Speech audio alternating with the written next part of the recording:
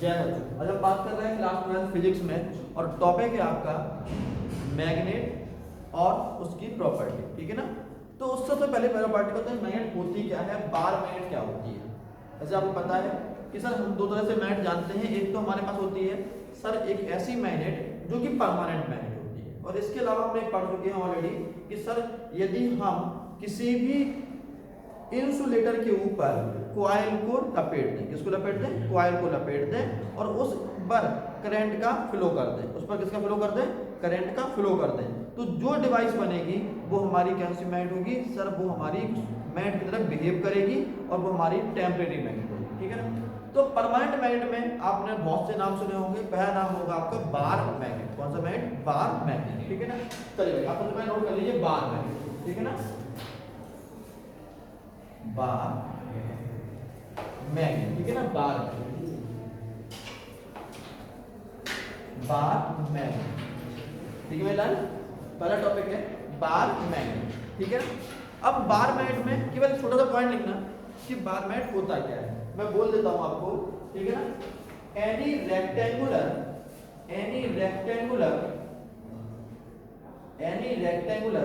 Object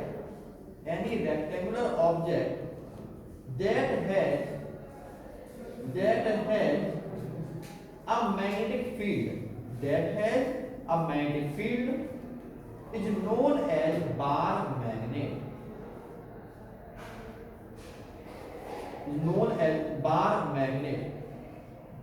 That has magnetic field known as bar magnet. ठीक है ना।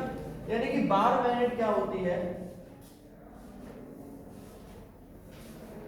कि कोई भी रेक्टेंगुलर शेप में ऑब्जेक्ट हो तो उसमें उसकी मैग्नेटिक फील्ड हो, उसे हम क्या बोलेंगे, बार मैग्नेट बोलेंगे। ठीक है ना। चलिए भाई अब आते हैं नेक्स्ट कि बार मैग्नेट की प्रॉपर्टी क्या है। तो शॉर्ट में लिख लीजिए property of bar magnet.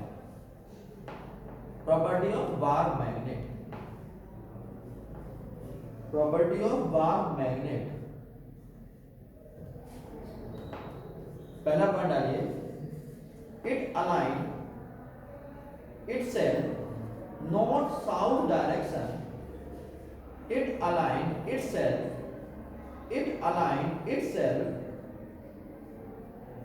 north south direction when suspended freely.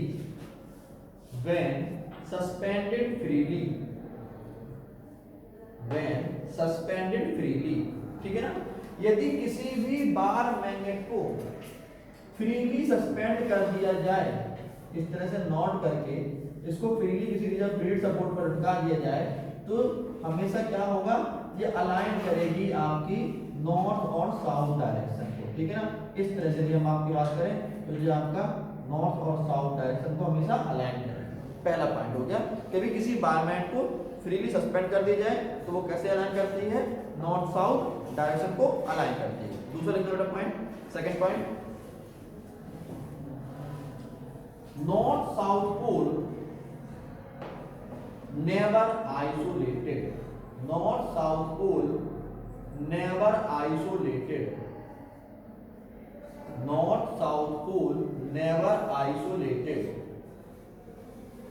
लिख लिया। अब सर आइसोलेटेड का मतलब क्या होता है, बस इसको समझ लेना। यही इसकी मेन प्रॉपर्टी है जो इसको मैग्नेटिक फील्ड लाइंस और मैग्नेटिक फील्ड प्रॉपर्टी को इलेक्ट्रिक फील्ड से डिफरेंट करती है। यदि आपको इलेक्ट्रिक फील्ड में पता होगा सर एक इसमें पॉजिटिव होता है और यदि ये कहीं पर छोटा सा नेगेटिव बना दिया, मैंने दोनों डाइपोल नहीं बनाया, तो आप क्या पता है कि सर हमेशा फील्ड लाइंस यदि हम बात करें तो वो क्या होती हैं, पॉजिटिव से नेगेटिव जाती है, और यदि हम चाहें तो नेगेटिव को रिमूव कर सकते हैं। ठीक है ना। बात समझ में आ गई। तो क्या होगा सर, यहाँ से हमारी बाहर निकलेगी इलेक्ट्रिक फील्ड लाइन। ठीक है। जबकि यदि मैग्नेट की बात करें और हमने बीच से मैग्नेट तोड़ दी तो क्या हम देखते हैं, हम पाते हैं कि ये यहाँ पर एक साउथ बन जाएगा और यहाँ पर एक नया नॉर्थ बन जाएगा। तो मैग्नेट को ब्रेक करने पर हमें उसके पोल को हम अलग अलग नहीं कर सकते, इसी को हम बोलते हैं हम इसको आइसोलेट नहीं कर पा रहे हैं। बस क्या हो रहा है, यदि हमने मैग्नेट को बीच से तोड़ दिया, बार मैग्नेट को बीच से तोड़ दिया, तो नॉर्थ साउथ अलग नहीं होगा, नए नॉर्थ साउथ जनरेट हो गए, बट इसकी स्ट्रेंथ कम हो जाएगी। पहले जितनी इसकी स्ट्रेंथ थी वो स्ट्रेंथ उससे डिक्रीज हो जाएगी। ठीक है ना, इतना आपको पता समझ में आ गया। नेक्स्ट लिखना बेटा, next third property, like pole repel unlike attract. मैं रिपीट कर रहा हूं, like pole repel unlike attract, like pole repel unlike attract.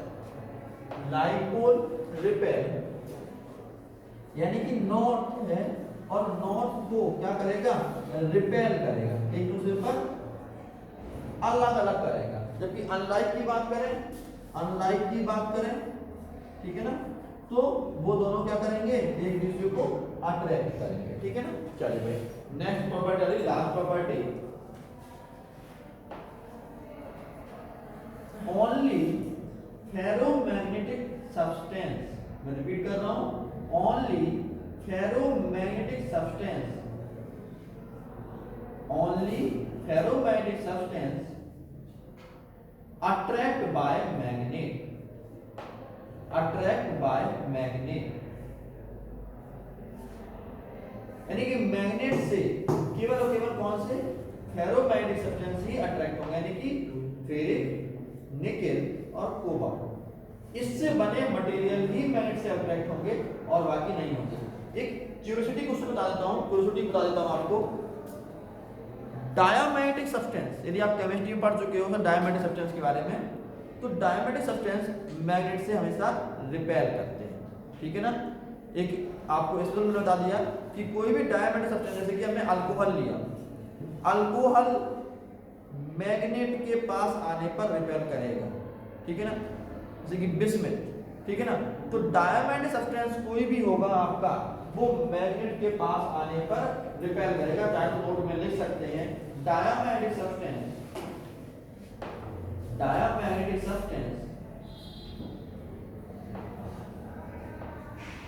Like mercury, alcohol,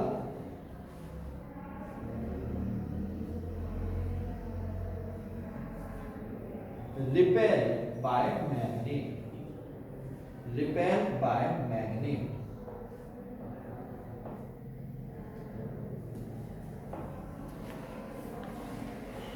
ठीक है ना, एक नोट डाल दीजिए, मोस्ट इंपोर्टेंट नोट डाल दीजिए। एग्जाम में कई बार पूछा जाता है कि what is difference between electric field lines and magnetic field lines. केवल एक डिफरेंस बता देता हूं, यही ज्यादा इंपॉर्टेंट है, और वो क्या है, लिखना बेटा नोट डाल के। Magnetic field lines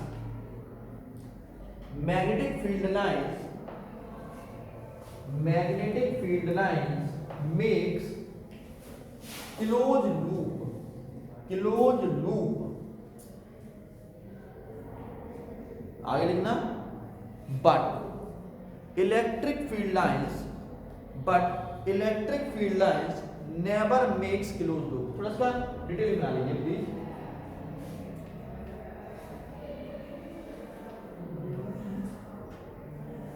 electric field lines never makes closed loop. ठीक है बेटा,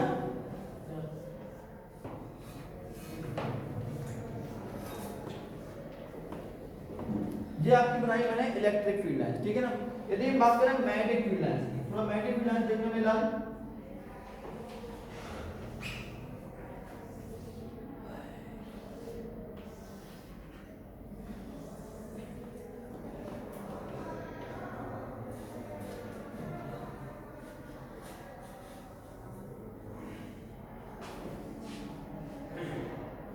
देखो बेटा, देख रहे हैं आप क्या बनाया मैंने।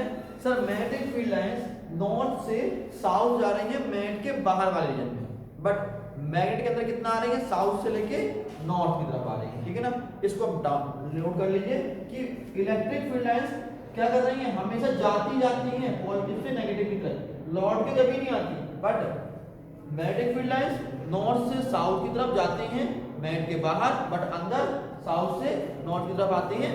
जी आपको नॉलेज पता है। ठीक है ना, बना लीजिए डायग्राम्स को। इसकी मेन डिफरेंस है किसका, मैग्नेटिक फील्ड लाइंस और इलेक्ट्रिक फील्ड लाइंस का मेन डिफरेंस है। डायग्राम जल्दी से बनाइए, फिर आगे बढ़ते हैं।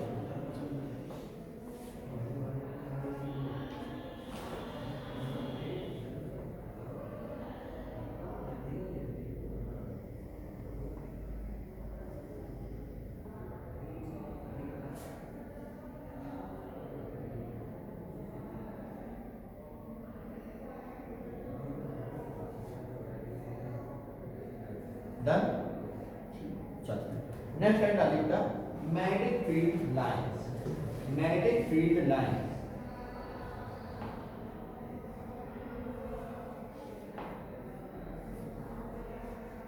these are imaginary lines,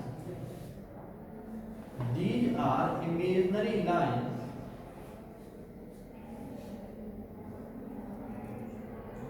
originated from north pole, originated from north pole of magnet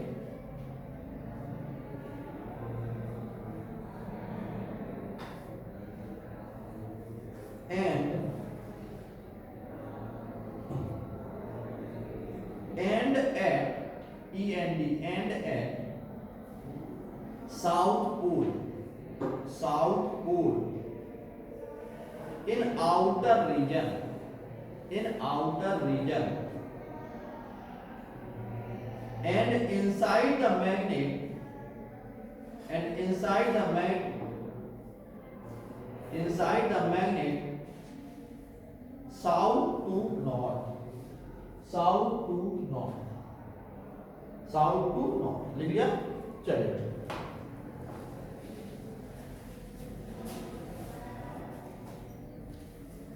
ठीक है। अब मैं एक नोट लिखा रहा हूं और इसका पर बेसिकली क्वेश्चन बोर्ड में एक बार आ चुका है। नोट पे लिखिए पहले, note number of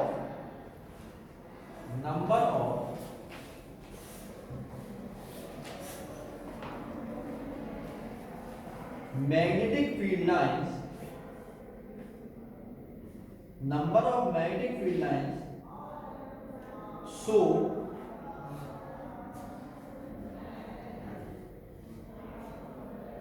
strongness or weakness, strongness or weakness of magnet, then next answer is इसमें greater the field lines per unit area, stronger the magnetic field, stronger the magnetic field, stronger the magnetic field।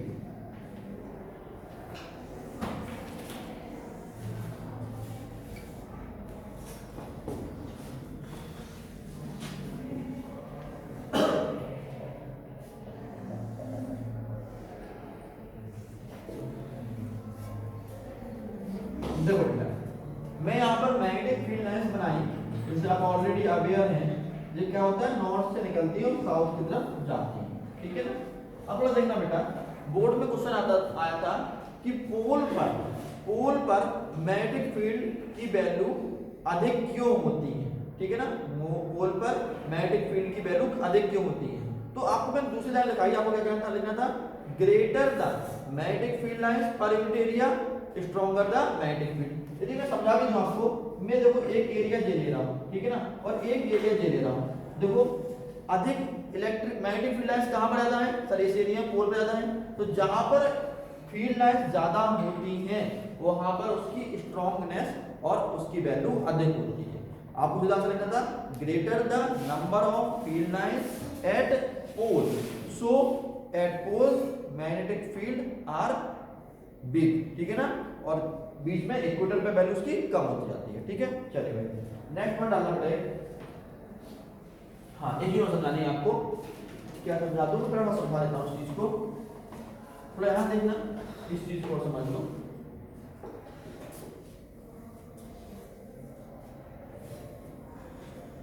ये मैंने आपका अर्थ बनाई है, ठीक है ना, ठीक है, अर्थ बनाई है और ये अर्थ का रोटेटिंग एक्सिस है, ठीक है ना। मैं कंट्री बना लेता हूँ, कोई भी कंट्री यहाँ पे बना लेता हूँ।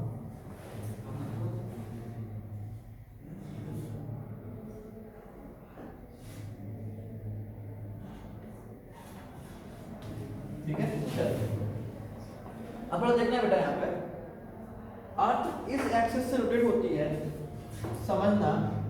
थोड़ा और देखना है, यहाँ पे कुछ बना रहा हूँ सिंपल चीज, अभी आप समझ जाएंगे। मैं मैग्नेटिक फील्ड लाइंस बना रहा हूँ जिसकी अर्थ की, ठीक है।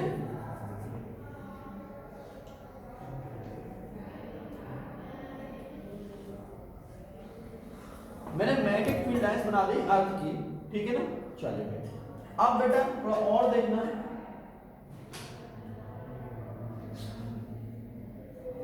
मैंने मैग्नेटिक फील्ड लाइंस का डायरेक्शन भी शो कर दिया। अब आपके पास में दिमाग में एक क्वेश्चन आ रहा होगा, सर शायद आपने डायरेक्शन गलत शो कर दिया, क्योंकि मैग्नेटिक फील्ड लाइंस हमेशा कहां से जाती हैं सर, नॉर्थ से निकलती हैं और साउथ की तरफ जाती हैं। बट आपने तो ऊपर नॉर्थ होता है तो नॉर्थ की तरफ यानी कि साउथ की तरफ जाती हैं, और आपने क्या कर दिया, नॉर्थ से निकलती हैं, आपने तो नीचे से निकाल दिया। आपका यही क्वेश्चन होगा, दिमाग में यही क्वेश्चन आ रहा होगा कि सर आपने हमेशा कहां से निकलती हैं, नॉर्थ से, बट आप तो नीचे से निकालना है, उनसे तो साउथ होता है। बट बेटा ध्यान रखना है इस चीज का, मैंने बिल्कुल सही किया है। अब आपको याद क्या रखना है, आपको याद रखना है जहां पर हमारा मैग्नेटिक नॉर्थ पोल है, जो हमारा अर्थ का मैग्नेटिक नॉर्थ पोल है, उसका बिहेवियर कैसा होता है, मैग्नेट के साउथ पोल की तरह होता है। मैं रिपीट करता हूं उसको, अर्थ के मैग्नेटिक नॉर्थ पोल का बिहेवियर साउथ पोल की तरह होता है। उसे इसका मैग्नेटिक नॉर्थ पोल नाम क्यों देते हैं, इसका भी सुन लेना बेटा। ये ज्योग्राफिक नॉर्थ के पास होता है, ज्योग्राफिक नॉर्थ के पास है, इसलिए इसका नाम मैग्नेटिक नॉर्थ रख दिया गया। बट इसका बिहेवियर मैग्नेटिक साउथ की तरह है, इसलिए ध्यान रखना। आपको बड़ी क्लासों में इसके बारे में नॉलेज अधिक मिलेगी, फिलहाल तो आप इसी को ध्यान रखना, क्योंकि मुझे आपको इंट्रोडक्शन का देना जरूरी था। इसी तरह जो आप देख रहे हैं नीचे, जो कौन सा दिख रहा है आपको सर, यहाँ पर यदि हम बात करें, इस जगह पर आप बात करो तो जो वास्तव में इसका नाम है मैग्नेटिक साउथ पोल। कौन सा पोल है, मैग्नेटिक साउथ पोल। बट जो बिहेवियर इसका कैसा है, नॉर्थ पोल की तरह। किस तरह से, नॉर्थ, क्योंकि मैग्नेटिक फील्ड लाइंस कहां से निकलती है, नॉर्थ से निकलती है, बस यहां से निकाली है। तो सर इसका नाम क्यों रखा, वही ये नहीं है कि ये ज्योग्राफिक साउथ के पास है, इसलिए इसका नाम हमने क्या रख दिया, ज्योग्राफिक साउथ के पास होने की वजह से मैग्नेटिक साउथ रख दिया। बट इसका बिहेवियर क्या है, मैग्नेटिक नॉर्थ पोल। दूसरी बात, मैग्नेटिक नॉर्थ और ज्योग्राफिक नॉर्थ कभी ओवरलैप करते ही नहीं, कभी ओवरलैप नहीं करते हैं। यदि मैं मैग्नेटिक नॉर्थ और ज्योग्राफिक के बीच का एक लाइन खींचूं, आप देखिए मैं लाइन खींच रहा हूं, ये मैंने आपकी खींची लाइन, जिसकी मैग्नेटिक नॉर्थ और मैग्नेटिक साउथ की लाइन, और जो मैं डॉटेड लाइन खींच रखी है ये आपकी ज्योग्राफिक पोल्स की बीच की है। तो आप क्या देखते हैं, इन दोनों के बीच का एंगल एक बनता है, और इस एंगल की वैल्यू होती है 11.3 डिग्री, यानी कि मैग्नेटिक नॉर्थ और ज्योग्राफिक नॉर्थ के बीच की जो डिग्री होती है वो कितनी होती है, 11.3 डिग्री। ठीक है ना। इस बारे में आपके सिलेबस में इस साल से हट चुका है चीज, ठीक है ना, इस साल नहीं है, फिर भी मैंने आपको इन चीजों को थोड़ा इंट्रोड्यूस कर दिया, नोट मत करिए, समझ लीजिए, ठीक है ना। चलिए पहले क्या समझना था सर, ज्योग्राफिक नॉर्थ और मैग्नेटिक नॉर्थ आपस में ओवरलैप नहीं करते। जो मैग्नेटिक नॉर्थ जिसका नाम है उसका बिहेवियर कैसा होता है, मैग्नेटिक साउथ पोल की तरह होता है, और जो आपका मैग्नेटिक साउथ पोल है उसका बिहेवियर लाइक कैसा होता है, मैग्नेटिक नॉर्थ की तरह होता है। क्यों, क्योंकि सर मैग्नेटिक फील्ड लाइन जो अर्थ के लिए हम मैग्नेटिक फील्ड लाइंस को ट्रेस करें तो मैग्नेटिक फील्ड लाइंस की प्रॉपर्टी होती है वो निकलती है नॉर्थ से साउथ की तरफ, जबकि यहाँ पर क्या निकल रही है, मैग्नेटिक साउथ से निकल रही है। ठीक है ना, इस चीज को याद रखिए। चलिए नेक्स्ट प्रॉपर्टी डालिए, नेक्स्ट पर डालिए बेटा,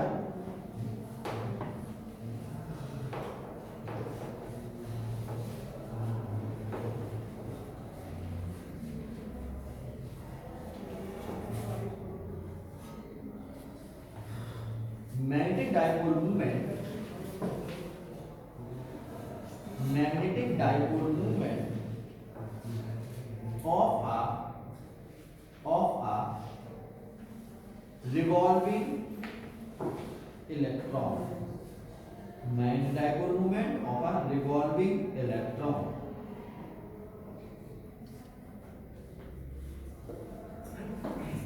डन। सबसे पहले कंसीडर करते हैं, ठीक है, क्या कंसीडर करते हैं। सबसे पहले हम मान लेते हैं कि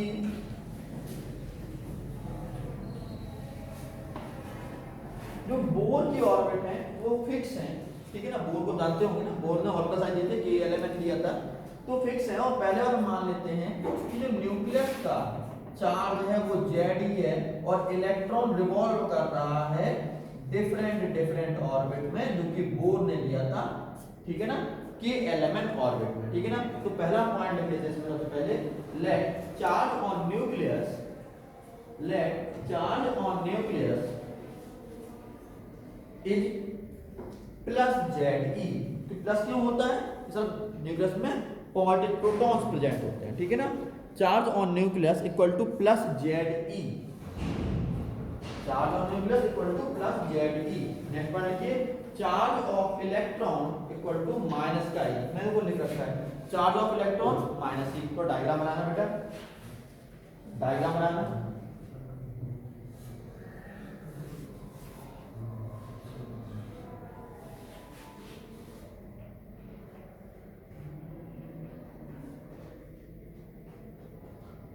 देन नेक्स्ट पॉइंट लिखना बेटा, डायग्राम बन गया हो तो, let the orbital velocity of electron equal to v, let orbital velocity of electron equal to v,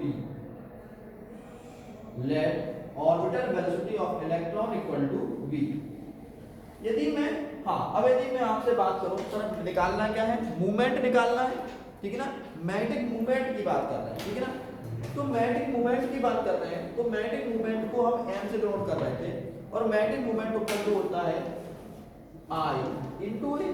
तो पहले हमारा काम क्या है, I निकालना, क्या निकालना, I निकालना। अब I कैसे निकलेगा, आप बात चुके हो, I इक्वल टू होता है charge upon time. Sir charge तो मालूम है, इलेक्ट्रॉन के बराबर यानी कि E है, चार्ज कितना है, E है, टाइम भी पता है। चलिए देखिए बेटा, यदि हम चार्ज की बात करें तो चार्ज तो आपको सब कुछ दिख रहा है, E है। यदि हम टाइम की बात करें तो हमारे पास टाइम का एक फॉर्मूला होगा, speed equal to distance upon time, time equal to distance upon speed. देखना बेटा, तो I इक्वल टू क्या आ जाएगा, E अपॉन डिस्टेंस कितनी, सर यहां से और यहां से चल रहा है और इसकी रेडियस r है, तो डिस्टेंस कितनी आएगी, 2 पाई r, ठीक है ना, 2 पाई r। और स्पीड कितनी होगी, सर आपने अभी कहा v, तो I इक्वल टू कितना हो जाएगा अपने पास, I इक्वल टू हो जाएगा EV अपॉन 2 पाई r। तो बस I निकल के आएगा, ठीक है ना, राइट डाउन कर लीजिए, फिर आगे बोलते हैं, I equal to EV upon 2 pi r। Next करने देखिए, magnetic movement of revolving electron, magnetic movement of revolving electron. अब बेटा मैग्नेटिक मूवमेंट की बात करें तो आप पढ़ चुके हो, रिवॉल्विंग इलेक्ट्रॉन के लिए मैग्नेटिक मूवमेंट का सिंबल म्यू होता है, ठीक है, म्यू एल बाद में कर लेंगे, पहले म्यू लिख लेंगे, ठीक है ना, म्यू होता है, ठीक है ना, क्या होता है, म्यू, ठीक है ना।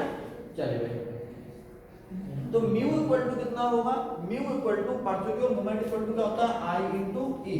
आई की वैल्यू हमने यहां से रखी, E V upon 2 pi r into pi r square mu equal. Done, क्या कुछ कट रहा है, हाँ कट रहा है, जो कट रहा है उसको काट देते हैं, ठीक है ना। तो म्यू इक्वल टू अपना निकला ई वी r अपॉन 2, जी क्या निकला, magnetic movement of a revolving electron, ठीक है। अब ये क्या है, आप लिख लीजिए, this is a magnetic movement of a revolving electron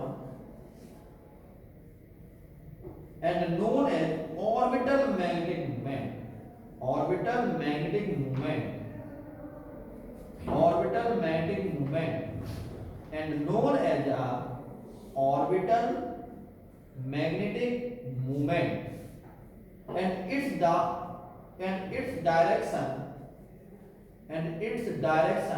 is inward, its direction is inward,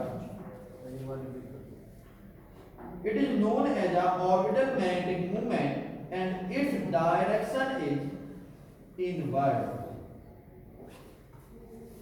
ठीक है। अब आते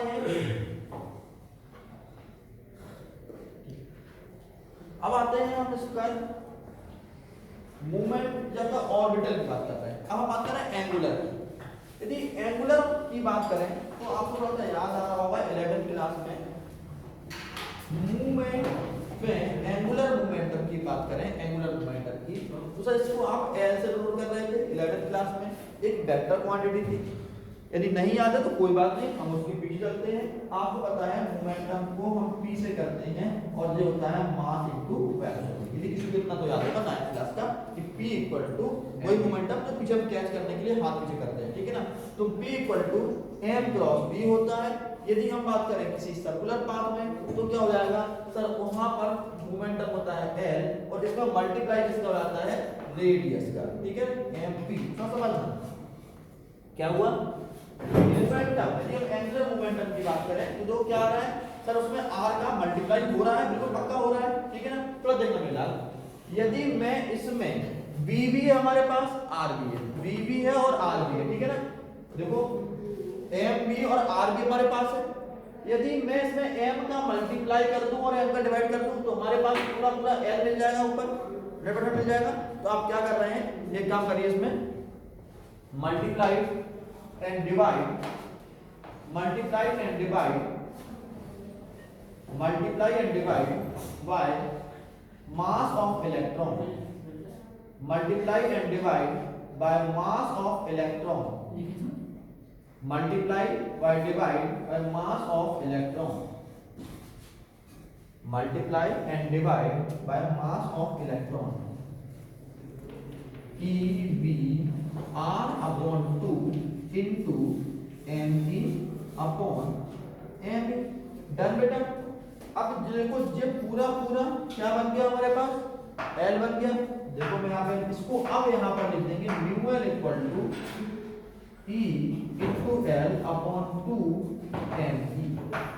me क्या है, सफिक्स में ही लिखना, E क्या है आपका, मास ऑफ इलेक्ट्रॉन, ठीक है ना। चलिए डन। एक और पॉइंट लिख लीजिए, this is the magnitude of magnetic dipole movement, this is the magnitude of magnetic dipole movement produced by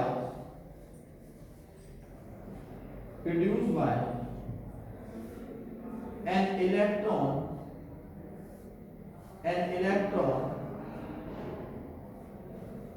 orbiting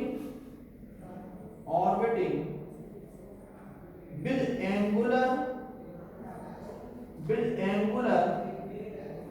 movement small m, small m। Done बेटा। अब इसके चार कंक्लूजन कर लीजिए, चार है, पांच कंक्लूजन लिखिए, बहुत जरूरी रहेगा। पहला कंक्लूजन डालिएगा, एनसीईआरटी में था वो, ज्यादा एनसीईआरटी में लिख लगा लीजिए, ठीक है ना। पहला कंक्लूजन नोट करिए, conclusion related to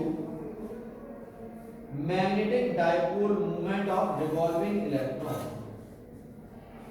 conclusion to magnetic dipole movement of a revolving electron। First conclusion डालिए, first conclusion number 1, conclusion related to magnetic dipole movement of revolving electron, number 1 conclusion डालिएगा, mu L equal to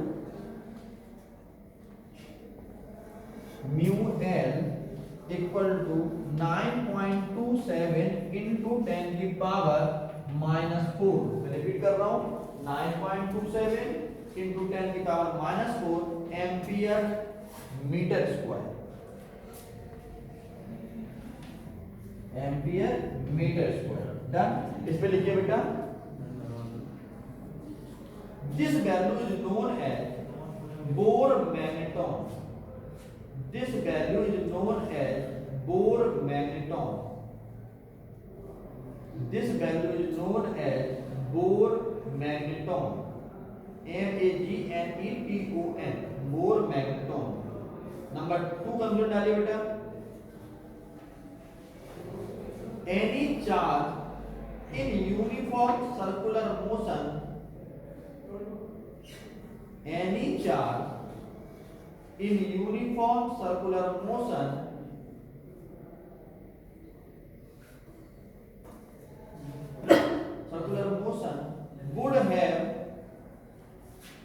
would have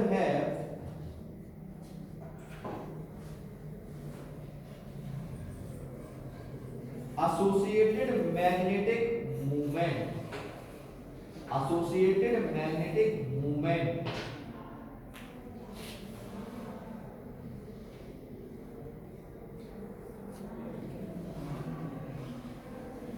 third point आ बेटा angular momentum of revolving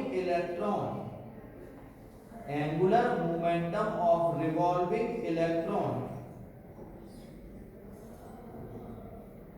opposed to magnetic momentum of electron, मैं repeat कर देता हूं, angular momentum of revolving electron opposed to magnetic momentum of electron.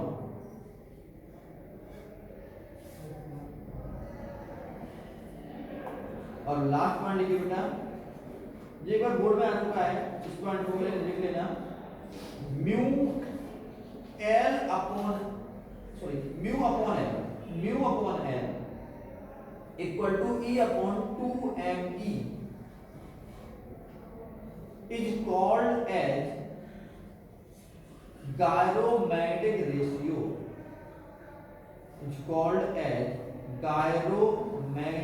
ratio, and it is a constant value,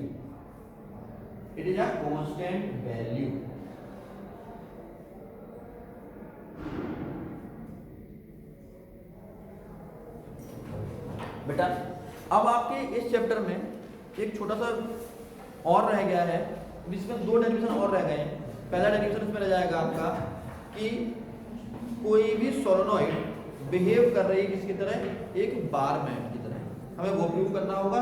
और एक और आपका डेरिवेशन रह जाएगा, वो हो जाएगा कि कोई भी कॉइल है उसमें वो एक कॉइल, कोई करंट कैरी कॉइल है, वो एक मैग्नेट की तरह बिहेव करती है, यानी कि उसमें एक तरफ साउथ पोल होता है, एक तरफ नॉर्थ पोल होता है।